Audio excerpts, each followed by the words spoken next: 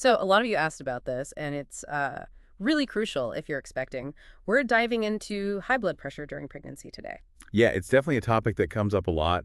We're pulling from some great info, specifically high blood pressure during pregnancy, what you need to know. Right. And our goal really is to get a handle on the types, why it's, a concern, the signs to watch for, and what can be done, always with medical guidance, of course. Absolutely.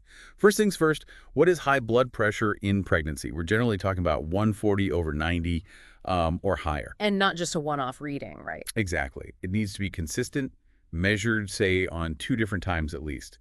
It basically means the pressure inside your arteries is a bit too high. Okay.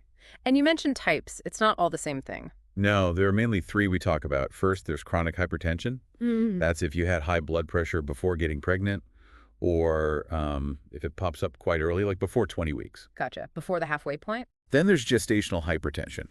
This one starts after the 20-week mark.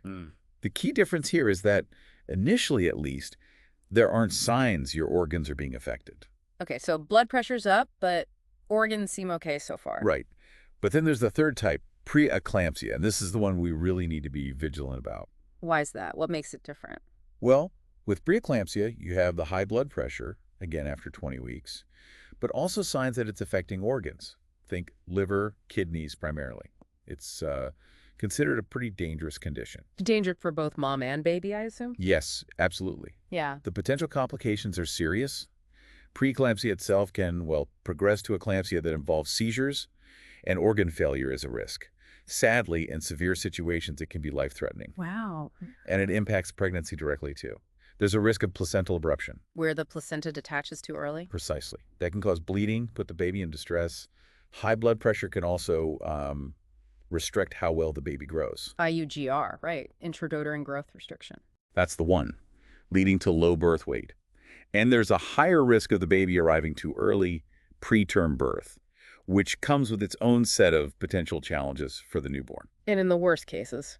In very severe unmanaged cases, stillbirth is a tragic possibility.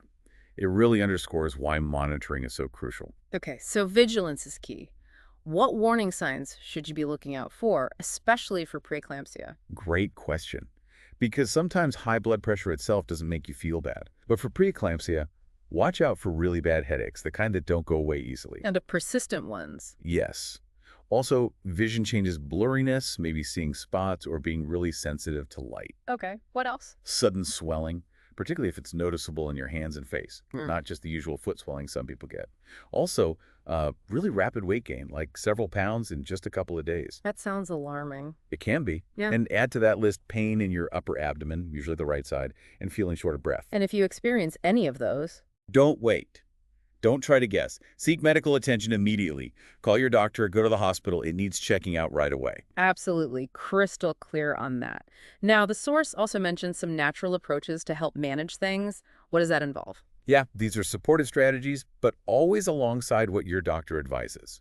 Never instead of. Right. So part of the overall plan. Exactly. Things like diet focusing on pregnancy-safe foods, keeping sodium low, gentle doctor-approved exercise is often helpful too. And managing stress, that seems important. Definitely. Techniques like deep breathing, maybe meditation, prenatal yoga, whatever helps you stay calm can be beneficial. Some people find monitoring their blood pressure at home useful too, gives more data for the doctor. Makes sense. Are there things to definitely avoid? Well, the usual suspects. Smoking and alcohol are big no-nos in pregnancy anyway, and especially important here.